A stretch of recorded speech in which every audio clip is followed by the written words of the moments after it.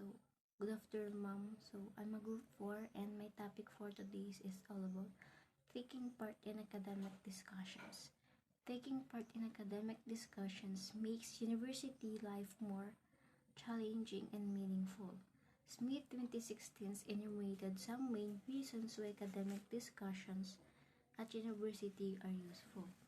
To help you to understand a subject more deeply, to enable you to share ideas and insight with other students, to hear the thoughts and ideas of other students, to challenge and perhaps change your ideas, to increase and clarify your knowledge, and to improve your ability to think critically, and to increase your confidence in speaking, to improve your English speaking skills. So Smith 2016 highlighted niya yung several key reasons why academic discussions are valuable in university settings. So, yung discussions enhance critical thinking is foster nila yung deeper understanding nila of subject and improve nila yung communication skills and promote the collaborative learning. Next naman is there are a number of things you have to do before participating in academic discussions. So you need first to be prepared for the topic. To be well prepared, finish assigned readings and read further to acquire subtle understanding of the topic. If necessary, you can also interview people who are knowledgeable about the topic. So you need to be prepared for your topic to make sure you're finish in any assigned readings, and you go beyond that by reading extra material to gain a deeper understanding. So if need, you can also talk people who knows a lot about the topic and to gather more insight, and will help you feel confident and informed when discussing it.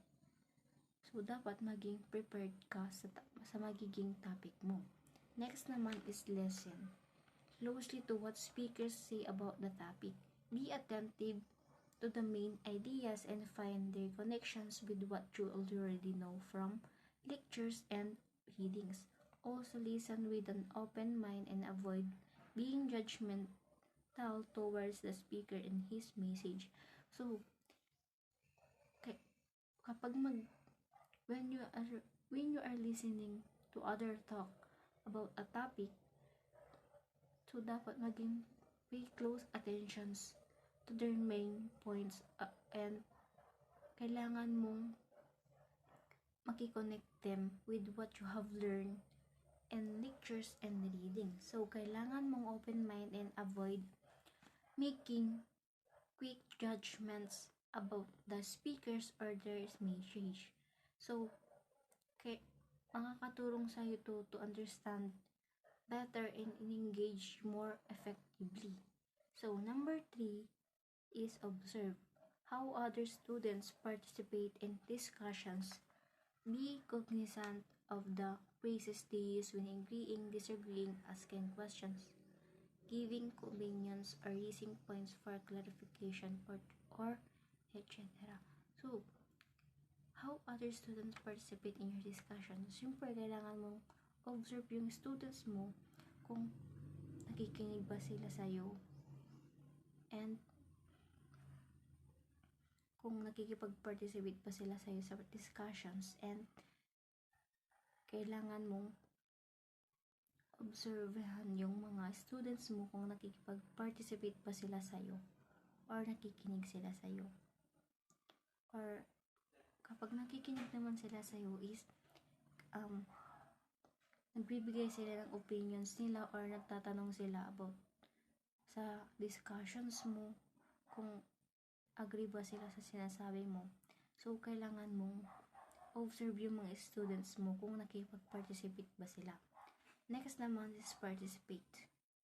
Each time you take part in academic discussions, so start with small steps like asking questions, agreeing with someone's idea or giving your opinions.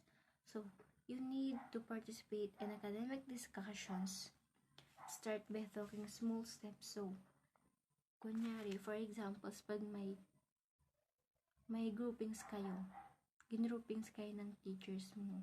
So, kailangan mong makipag-participate dun sa group mo and kailangan mong magbigay ng opinion mo or pwede kang magtanong and magbigay ka ng share your own opinions or ideas mo sa kanila. So, kailangan mo makipag-participate sa mga ka-group mo. Next naman is some useful phrases. So, one is introducing a point. So, introducing a point, so, these phrases are useful for smoothly introducing or shifting to a new point in conversations or discussions.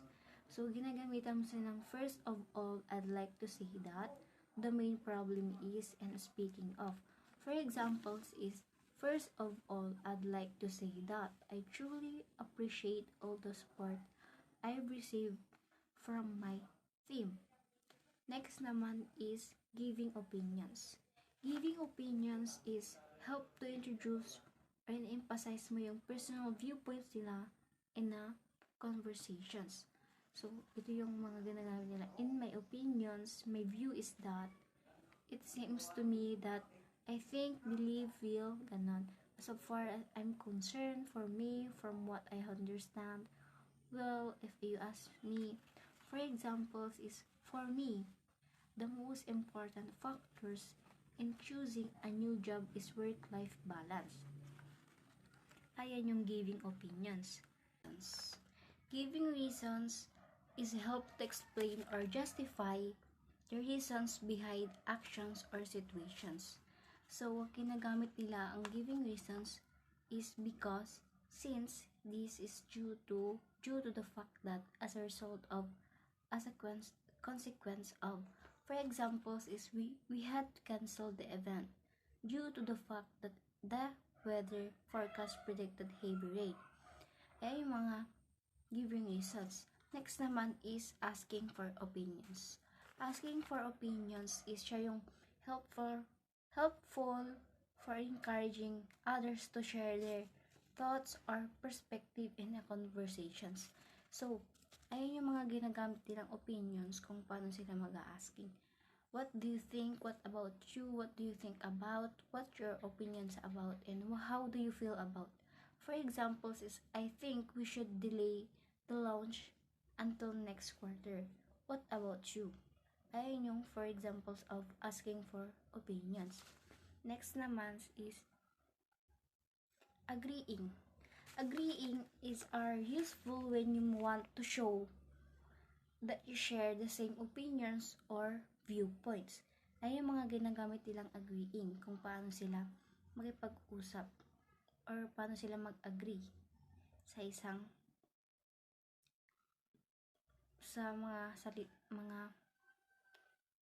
mga sasabihin nila.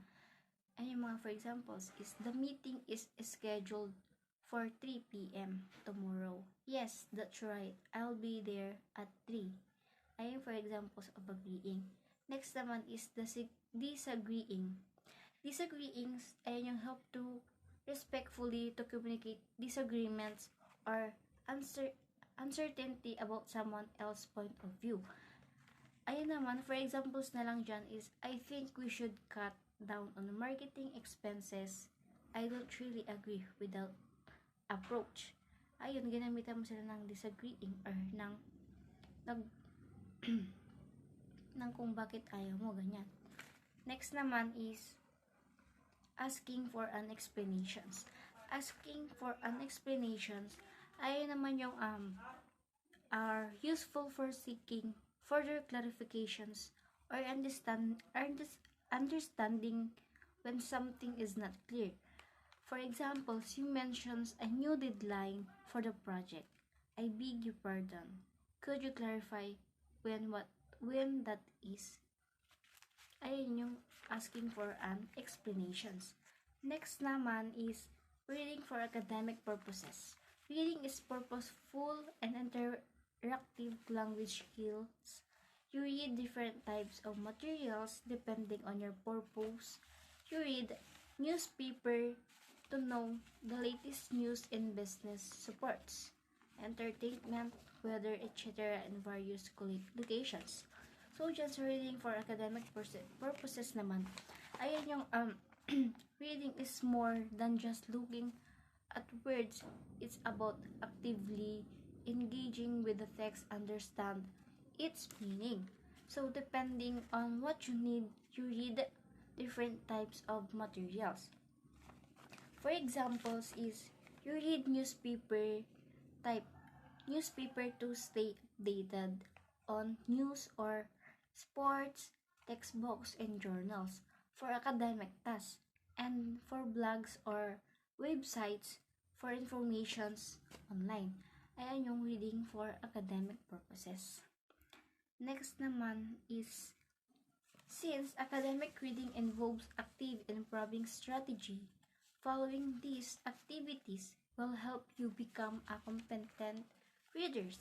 Spark identify them as follows. So dyan, the Spark strategies help improve academic reading by making you more active and focused. So, ay yung mga ginagamit ng ina-identify nila them as follows.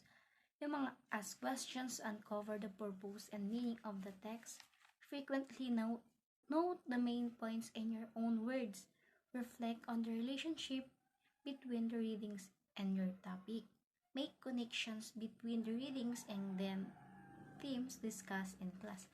So dyan, these activities is help you to engage with the reading materials and more effectively about Spark. So, kailangan mo din to sa academic readings mo. Yun lang po. Thank you.